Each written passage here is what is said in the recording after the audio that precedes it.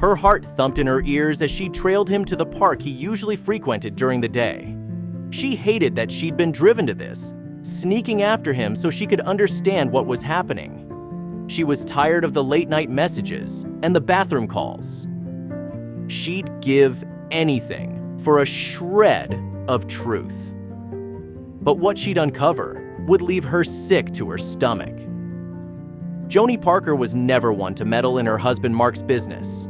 He had always been good to her, doing things most of her friends complained their husbands never did anymore. But of late, he'd been keeping things from her, leaving the house early to feed his birds and spending the rest of the day locked up in the shed. Joni had always trusted him. They'd been married for 5 years after all, but when one of her friends told her where she'd seen Mark, Joni knew she had no choice. But before we start, smash the like button and make sure to subscribe if you haven't, and hit that notification bell so that you won't miss any new stories. Joni was 29 when she married Mark Parker. He had been the best thing that had happened to her, especially after the hardships she'd been through. A grad student looking to prove herself in project management, Joni had given everything she had to her profession. But one day, it all came crashing down when she uncovered one terrible secret. Joni had been dating a classmate while in school when the disaster happened. She found the man with another woman snuggling in bed covers she'd gifted him over Christmas. Beyond heartbroken, she barricaded herself in her apartment, only coming out when she needed to get to class or buy groceries. Well, that was until she met Mark one rainy evening. Mark was sweet and caring. He didn't try to force her into anything, choosing to be a shoulder to cry on when she needed one the most. As the months went by, Joni thawed back to her original self. Mark promised never to hurt her, and although Joni would remain skeptical for a while, she would lower her guard eventually.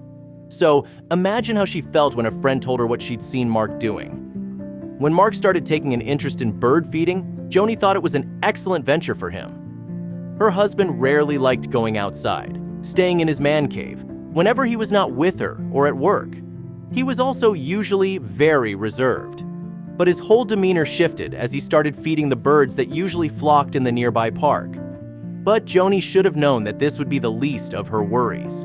As with many things that push us into new behaviors and lifestyles, Mark's interest in going to the park every morning hadn't been coincidental. He had a heated argument with Joni centered around her mom, who had pressured them to have a kid. Joni and Mark had agreed that they'd not have kids. They'd lived like this for 5 years before Joni's mom started asking questions. Mark had told Joni he didn't like her taking her mom's side instead of his. He left that morning after the terrible fight, claiming he needed to clear his head. Frothing at the mouth, he banged the door behind him and jumped into his Jeep, taking the road to the park. When he returned that evening, Joni expected him to be cross with her still. You see, Mark had always been one to hold grudges, no matter how small. But something in him was different. Mark didn't speak about their quarrel or hold his tongue as he usually did. Whenever they butted heads, he hugged her tightly the minute she opened the door and asked what they were having for dinner. It didn't even occur to him that he'd been away for a whole day without calling or texting. But his hands were filthy with dirt and smelled like bird feathers. This would only be the beginning of a difficult time. Joni knew she needed to get to the bottom of what was happening. A confused Joni stared at him all the while. She couldn't remember the last time Mark sat on the kitchen counter to keep her company while she made dinner. That night, Mark slept with his back to Joni, a first in many years. Joni couldn't sleep, numb from confusion and pain. Was she reading too much into this, or was something really going on? Hoping to de-escalate the matter, she promised Mark she'd talk to her mom and explain where they stood regarding children. She also apologized for her behavior, thinking things would return to normal. What started as a Saturday of going to feed the birds in the park resulted in 2 years of habit on Mark's part. He never mentioned his fight with Joni, but he continued doing things he hadn't done in a long time, like accompanying her to the bookstore, buying random gifts, and taking her on date nights, But when Joni's friend told her where she'd seen Mark and what he was doing, the pain that almost wrecked Joni those 2 years past came back with a vengeance. After her discussion with her friend, Joni decided to tail Mark one Saturday morning. Her friend, Anna, tagged along for moral support and as a witness in case something went wrong. Joni hoped to put this matter to rest finally. She had no idea what she was about to uncover. Mark pulled into the park's lot and hurried out. His phone was glued to his ears as he jumped over puddles of water on the tarmac, cutting into the immaculate grass. Joni's friend asked her if she wanted to do this. When Joni nodded, she helped her out of the vehicle, and they followed Mark. Her heart thumped in her ears as they turned the corner onto a green field covered with crows. There, amid the black feathered birds, was Mark with a younger-looking woman. Joni almost fainted. Joni's heart crumpled inside her. She remembered Mark had promised never to hurt her and couldn't believe he'd been leaving the house every day to meet a woman in the park. Unfaithfulness was something one person chose and stuck to. If this was Mark's way of showing her how he felt, she shouldn't blame herself for it. But with how much she loved her husband, how could Joni put all this on him? They watched as Mark talked around the woman and laughed. He caressed her face before proceeding to feed the crows before them. Joni boiled with anger. She wanted to rush the two of them and give them a piece of her mind. But Anna pulled her back, telling her to think about everything first. Her advice was to wait until Mark returned home to confront him. But would that work? Bird feeding, Joni seethed as Anna drove her back home. Back at home, she went straight to bed furious. But as the minutes counted, the rage that had flared within her at the sight of Mark with that woman turned to sadness. How could he do this to her? When Mark first came into Joni's life, she didn't think she'd ever fall in love again. He was patient and gentle with her, helping her move past her heartbreak and getting her to believe in a brighter tomorrow. When she realized she liked him, she was taken aback by the revelation. But after telling him the truth, she learned he also wanted her. She could still remember the surge of happiness that overwhelmed her that day. It was then that he promised never to hurt her. He'd stood by those words for the last 5 years. Joni decided to rip the Band-Aid once and for all.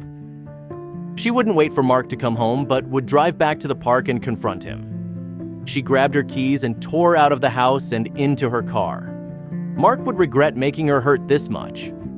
She sped down the road, her mind foggy and eyes wet and blurry.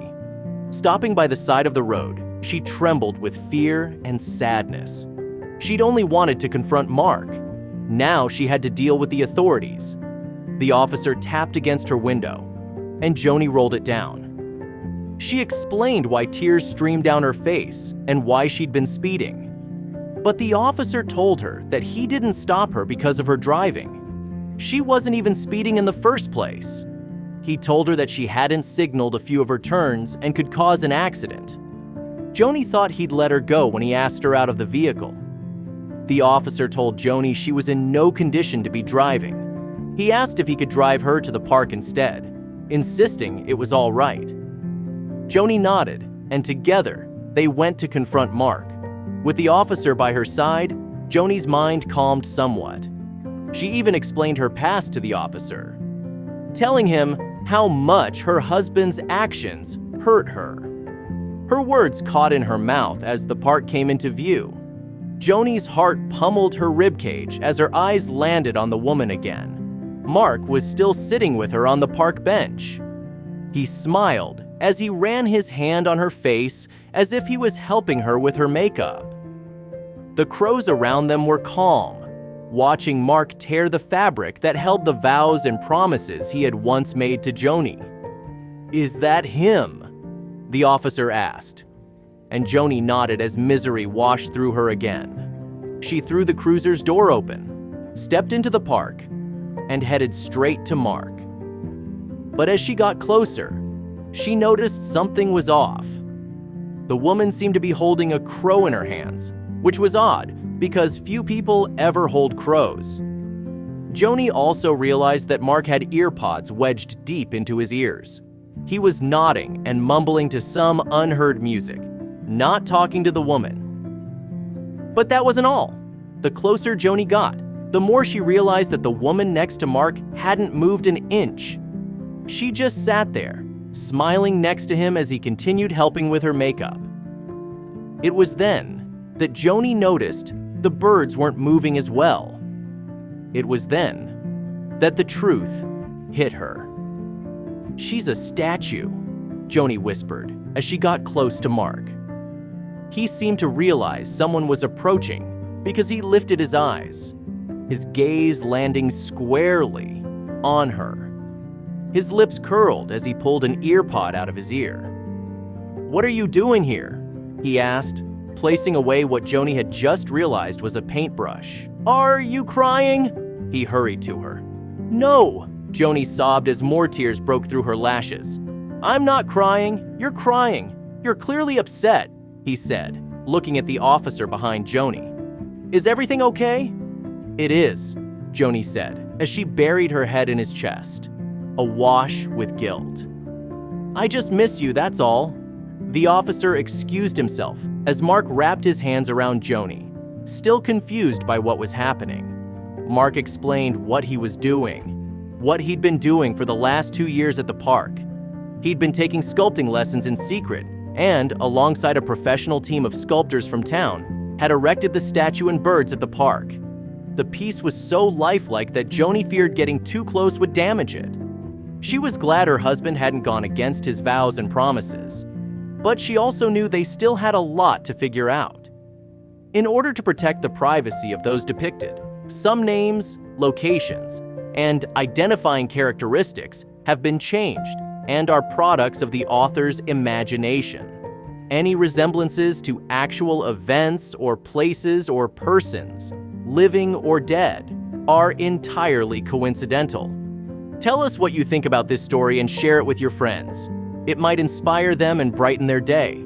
If you enjoyed this story, you might like this one about a rich dad who was ashamed of his waiter son until one day he surprised him with his dedication to his work.